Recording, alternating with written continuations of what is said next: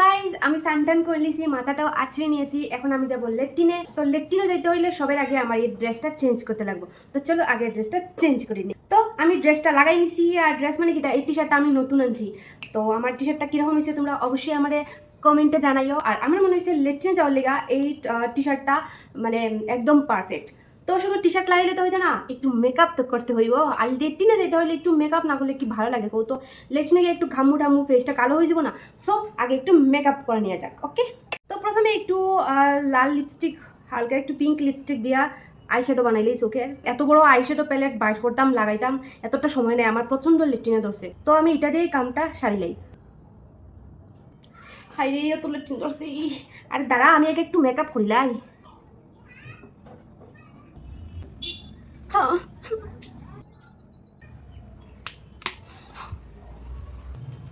এখন লাগাইলে একটু মাস্কারা। মেকআপ না হলে কি লেট্রিনও গেলে মানা বুঝছেন? লেট্রিনে যাই যখন একটু গাম মুমু, তার থেকে বরং চুল এরকম বাঁধলি না কিটা।